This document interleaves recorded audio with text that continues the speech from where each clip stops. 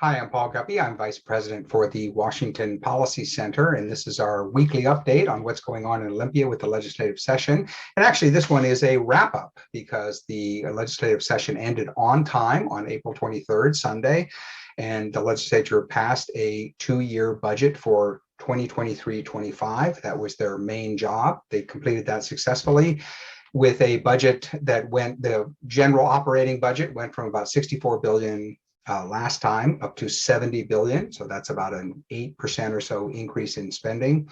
But the good news is there was no general tax increase was included in the budget. That is something that Washington Policy Center has recommended for a long time. We were pleased that Governor Inslee included that position in his budget that he proposed in December.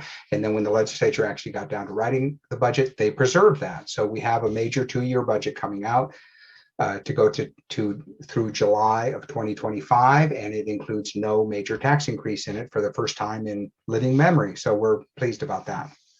We're calling that a no new taxes budget, which is a great thing for the people of our state.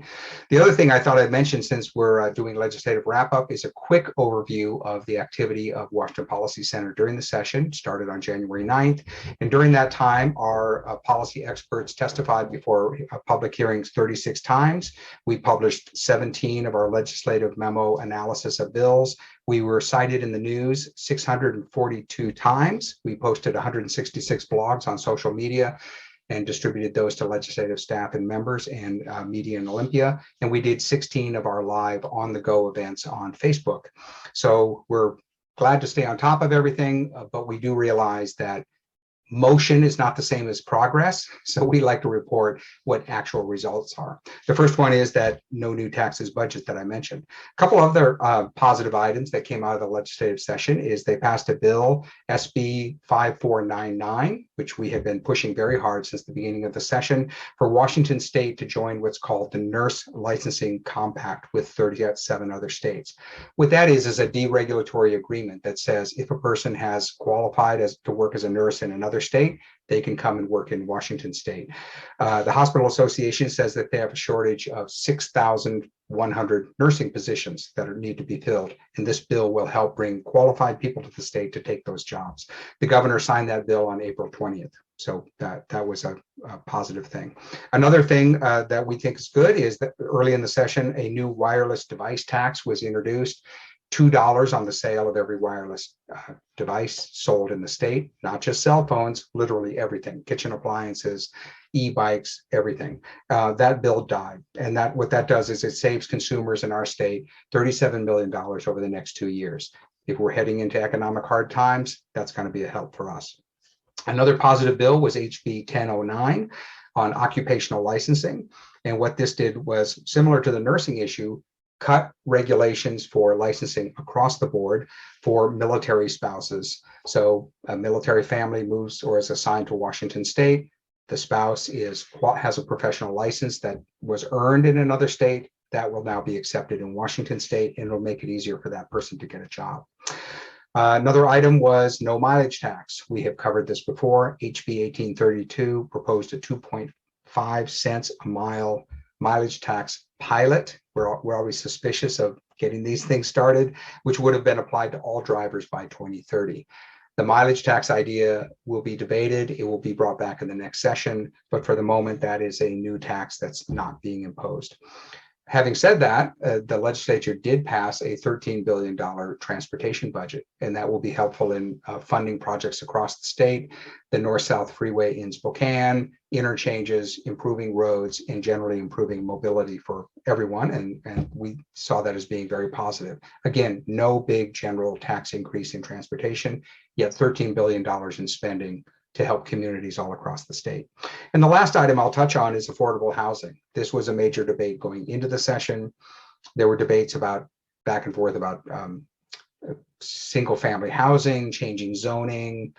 We recommend easing up land use restrictions through the Growth Management Act. The legislature didn't go that far, but what they did do was pass 3 bills that move in a positive direction. They consolidated local permitting, so that makes building permits will be approved sooner. They reduced some of the environmental reviews through a law called SEPA that often delays a building permit for weeks and months.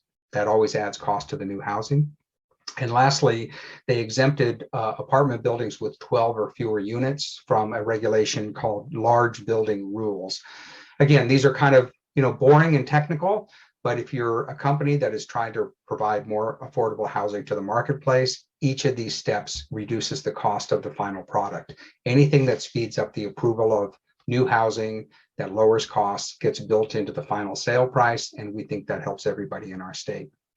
Another item is we lowered the employment security tax rate on employers, which was good. A tax transparency website that we have supported for a long time did not pass as a separate bill, but it was included as a proviso in the budget, and that has now gone to the governor, and we hope that he retains that. We'll see what happens there. And then lastly, we did make remote testimony permanent in the legislature. We have proposed this idea for about 10 years, long before COVID came along. But now that we did go through a year or two of remote testimony, the legislature has decided to keep that. And so citizens will have that access in the future. And that wraps up the legislative session. More information is available on our website. And I'll give some news about our organization. First, we're excited that Representative Chris Corey is joining our staff as our budget expert. Jason Mercier is moving on to other things, work that he's going to be doing in other states. And so we wanted to pick up someone who was familiar with the legislature, knew all about the budget, and had the same qualities that Jason has of being a hound dog investigator when looking into government spending and proposing budget reform. So Chris Corey will be joining our team starting on May 1st. And then we also have our regular On the Go event on Tuesday, live on Facebook. We encourage people to join that. And then coming up in the fall, we often get questions about what's going on with our dinner, who are the speakers going to be, and we're just making that announcement today that the Spokane dinner will be at the Davenport Grand, where it's been held in the past. The date is Friday, September 15th, and we will have a panel of commentators and speakers, Kat Timpf, Kennedy, Guy Benson. Those are the three that will be on the panel. And so we're bringing in national commentators to tell us what they see coming up in 2024, a big election year. And then in Bellevue, our dinner is going to be at the Hyatt Regency, same location as before. October 13th is the date. That's a Friday. And the speaker we have there is Bari Weiss. She is a former New York Times editorial writer, journalist, but most famously known for reporting on the Twitter files that have recently come out. She is also a major free speech advocate. So it'll be interesting to hear her commentary about the state of the media and where she sees the national debate going in the future.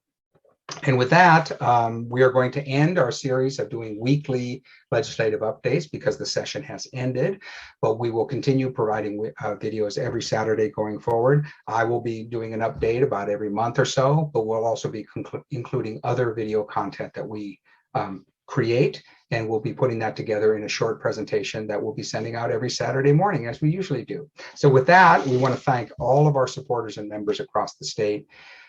Legislative session is high pressure, long hours, and busy for us, and we greatly appreciate the support that we receive, and we're happy to see some positive outcomes, good policies that help the people of our state come out of the session.